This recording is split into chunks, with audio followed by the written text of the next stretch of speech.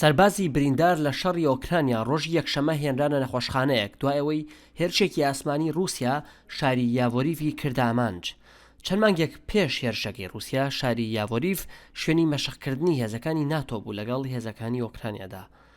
داوای ئۆکرانیا بۆ دروستکردنی ناوچەیەکی دژەفڕین و فڕۆکەی جەنگی لەلایەن وڵاتانی ڕۆژاواوە ڕەتکراوەتەوە. سەرۆکی ئۆکرانیا ڤۆلۆدیمیر زێلەنسکی دەڵێت هێزەکانی وڵاتەکەی زیاتر لە 13,000 سەربازی رووسیایان کوشتووە و 1000 ئۆتۆمبیلی سەربازی رووسی و دەیان فڕۆکە و هەلیکۆپتەریان تێکشکاندووە. دەنگ ئەمریکا ناتوانێت ئەو ژمارانە پشت ڕاست بکاتەوە. بەرپرسانی ئۆکرانیا ئێستا ترسیانەیە کە رووسیا چەکی کیمیاویان دژ بەکار بهێنێت. بۆمبارانی نەخۆشخانەی منداڵانیان کرد، هەموو شتێکیان لە دەست دێت. هەر ئێستا تەواوی دنیا دەبێت هەوڵ بدات ئەم کێشەیە چارەسەر بکات.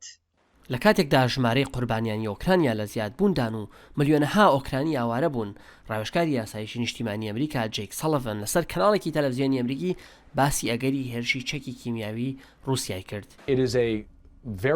نیگەرانیەکی زۆر بەجێیە. ترسی بەکارهێنانی چەکی کیمیایی لەلایەن رووسیاوە لە ئۆکرانیا. ئێستا ئەوان ئەمریکا و ئۆکرانیەکان بە هەوڵدان بۆ بەکارهێنانی چەکی کیمیایی و بایۆلۆژی تۆمەتبارەکەن.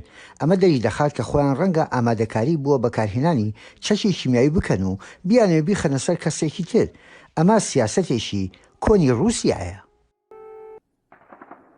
دانیشتوانی کیڤ ڕۆژانە بە دەنگی بۆمبارانی رووسیا خەبەریان دەبێتەوە. هێزەکانی رووسیا دەیانەوێت چواردەوری شارەکە بگرن و داگیری بکەن. شەڕی ئۆکرانیا ئەمڕۆ سەرنجی هەندێک خۆبەخشی لە جیهانەوە ڕاکێشاوە کە هاتوونەتە ئێرە شەڕدژی رووسیا بکەن.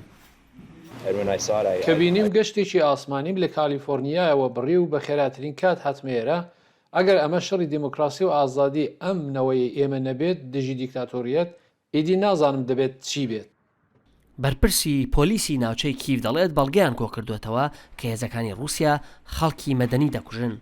دەڵێت ئامانجیان لە کۆکردنەوەی بەڵگەکان دانی رووسیایە بە دادگای نێودەوڵەتی لە لاهای. رووسیا نکۆڵی لەوە دەکات خەڵکی مەدەنی کرد بێتە ئامانج.